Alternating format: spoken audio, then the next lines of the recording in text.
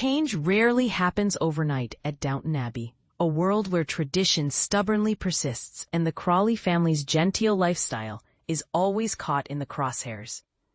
But brace yourself for a shock. Even the dignified Earl of Grantham is out flat hunting in London. Yes, Robert Crawley's Hugh Bonneville awkward attempt to adapt to city living, baffled over the logistics of a home without sprawling staircases, delivers one of the most genuinely amusing moments in Downton Abbey, the grand finale.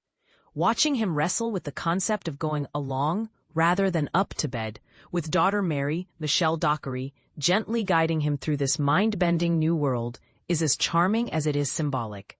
But here's the real question. Can the Crawleys survive when forced to face the new realities of the 1930s? Gone are the days of effortlessly maintaining a grand London mansion. Now, economic uncertainty and shifting social norms loom large. Mary, always the pragmatic heart of Downton, spells it out. Families like ours have to keep moving to survive. Her burden is no less than the fate of Downton itself. If you're new to the saga, however, a word of warning. The creators provide no easy on-ramp. Writer Julian Fellowes and director Simon Curtis toss viewers into the deep end, assuming a working knowledge of the sprawling Crawley family tree and the beloved servants who orbit them. Even seasoned fans might find themselves craving a refresher on who's who and what's changed since the last reunion. The film opens in the buzzing West End, where characters from every rung of the social ladder gather for a Noel Coward show. The excitement is palpable, not just because of the theater, but because Barrow, Robert James Collier, now settled and able to live openly as a gay man, is thriving as the companion to actor Guy Dexter, Dominic West. Yet, true to form, Robert remains somewhat mystified by this modern relationship, proving that for some, change moves at a glacial pace. Meanwhile, Mary and her sister Edith are shopping in London. And this scene reminds viewers of one of the series' greatest pleasures, the exquisite costumes. Mary's discovery of a striking red satin dress sets the stage for a dramatic moment.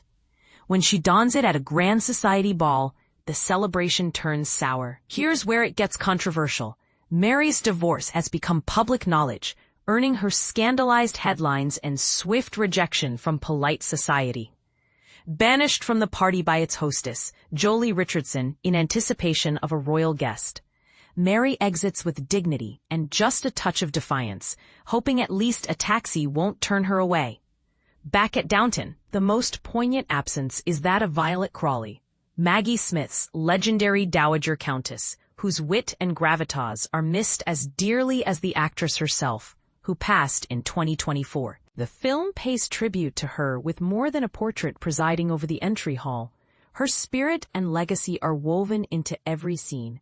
Almost the entire ensemble returns, joined by familiar and fresh faces. Paul Giamatti's Harold, Cora's, Elizabeth McGovern, brash American brother, returns with bad news. Much of the family's American fortune has evaporated. With him is Gus Alessandro Nivola, an outwardly charming advisor whose intentions toward Mary are soon called into question. Is he friend, fortune seeker, or something else? And this is the part most people miss. Mary's willingness to trust Gus shows just how much the Crawleys must risk to adapt and defend their future. Elsewhere, Simon Russell Beale's pompous Hector clings to old traditions, only to clash with the indomitable Isabel, Penelope Wilton.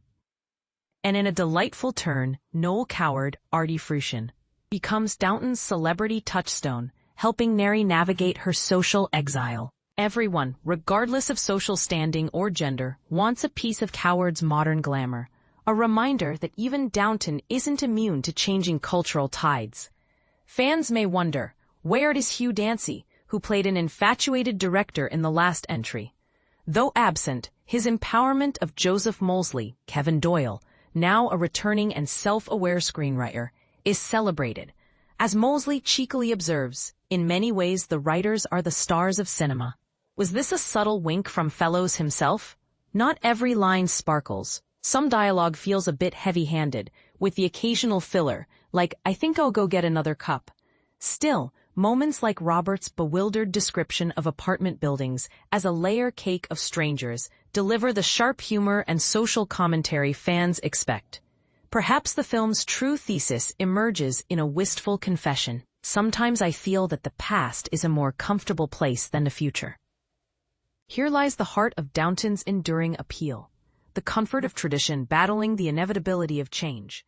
In this final cinematic outing, longtime viewers are treated to the closure they crave, and the forward-looking hope that, while the world may shift, Downton's soul remains secure, particularly with Mary at the helm and Violet's portrait watching over all. Downton Abbey, the grand finale, released by Focus Features, carries a PG rating for suggestive themes, smoking and some mature elements. With a runtime of 123 minutes, it earns 2.5 stars out of 4. But what do you think? Is it a fitting farewell, or does it leave critical questions unanswered? Could Downton's future truly thrive without Violet's guiding hand?